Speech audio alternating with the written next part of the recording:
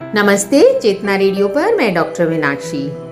आज हम चर्चा करेंगे कि जब गर्भावस्था के 9 माह पूरे हो गए, 42 हफ्ते की प्रेगनेंसी हो गई, तो यूं के ये 40 हफ्ते के बाद ही इंतजार रहता है कि अब डिलीवरी होगी, प्रसव होगा। आपकी जो हेल्थ वर्कर है या गायनेकोलॉजिस्ट है, उनके दिमाग में भी रहता है कि अब डिलीवरी करवानी चाहिए। या तो वो अपने आप नेचुरल तरीके से लेबर पेन चल के और हो जाती है, अन्यथा चिकित्सक के दिमाग में रहता है कि इसे कब डिलीवरी के लिए दवाइयाँ लगानी है ताकि दर्द चले। परंतु मरीज गर्भावस्था जो स्त्री है, गर्भवती महिला, उसके और उसके परिजनों के दिमाग में एक बहुत बड़ा अंदेशा रहता है कि डिलीवरी नॉर्मल होगी या सिजेरियन होगा।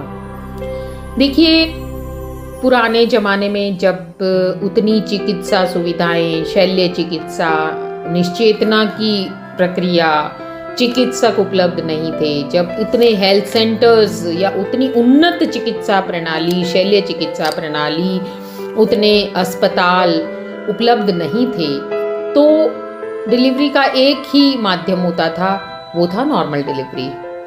येन केन प्रकारेण, चाहे बच्चे की जो भी कंडीशन हो या माँ की जो भी दशा हो जाए, डिलीवरी नॉर्मली होती थी। यहाँ तक कि देखा गया है कि जब बच्चा फंस जाता था, और आज भी रिमोट एरियाज जहाँ चिकित्सा सुविधा उतनी उपलब्ध नहीं है, साधन उपलब्ध नहीं है, वहाँ स्थिति शोचनीय है, दयनीय है। तो जहाँ जरूरत पड़ती है वहाँ डिलीवरी सिजेरियन प्रसव द्वारा करवाई जाती है।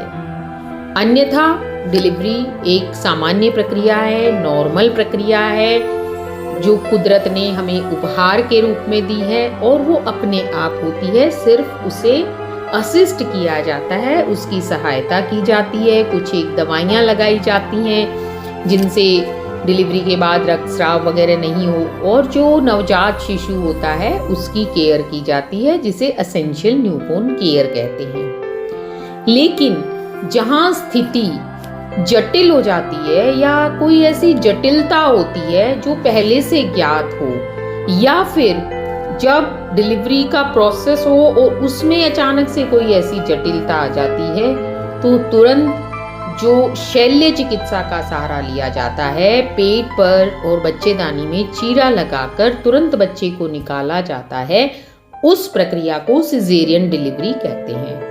और ये एक सेफ ऑल्टरनेटिव है, एक सुरक्षित दूसरा तरीका है जिसमें जच्चा और बच्चा दोनों सुरक्षित रहें। तो नॉर्मल डिलीवरी और सिजेरियन डिलीवरी, ये एक सिक्के के दो पहलू हैं।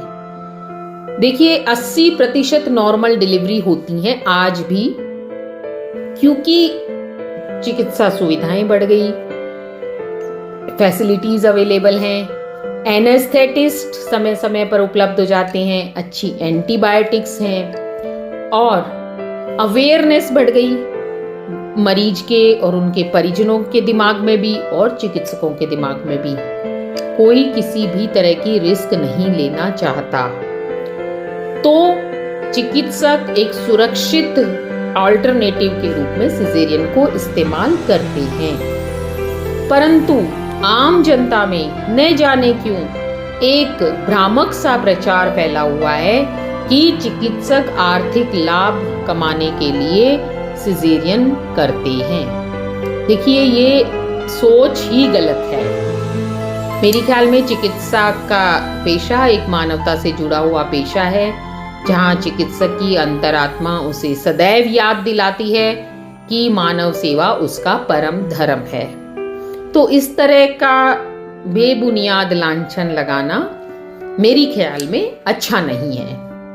देखिए, जब से सिजेरियन रेट बढ़ी है, मैं मानती हूँ कि आधुनिक युग में सिजेरियन रेट बहुत ज़्यादा बढ़ गई है, इन दिनों तो बहुत ज़्यादा बढ़ गई है, वो एक विवाद का विषय है, उसकी हम अलग चर्चा करेंगे कि क्यों बढ़ गई है। लेकिन ये मैं दावे के साथ कह सकती हूँ कि जब से सिजेरियन रेट बढ़ी है, मातृ मृत्यु दर घटी है, नवजात मृत्यु दर घटी है, सेफ मदर सेफ चाइल्ड जो सेफ मदरहुड का कंसेप्ट है वो 100% सत्य होता है। सिजेरियन द्वारा डिलीवरी जब होती है, ऑल्टरनेटिव हमें मिला है। वो अलग बात है कि सिजेरियन में भी कॉम्प्लिकेशन होती है, ऑपरेशन की इटसेल्फ मॉर्बिडिटी मोर्टेलिटी होती है, लेकिन मातृ मृत्यु दर घटने में सिजेरियन का एक बहुत बड़ा योगदान है। और वो जो स्थिति होती है जिस समय ऑब्स्टेट्रिशियन को डिसीजन लेना होता है, वो बहुत नाजुक पल होते हैं और ऑब्स्टेट्रिशियन 9 माह से अपने मरीज के साथ जुड़ा हुआ होता है। उसके दिमाग में बिल्कुल नॉर्मल डिलीवरी की कंसेप्ट होता है, और जब उसको किसी कारणवश सिजेरियन में लैंड करना पड़ता है तो उसके मन में जो पीड़ा होती है या वो जिस टैक्सिंग सिचुएशन से निकलता है या स्थिति से निकलता है वो ही जान सकता है।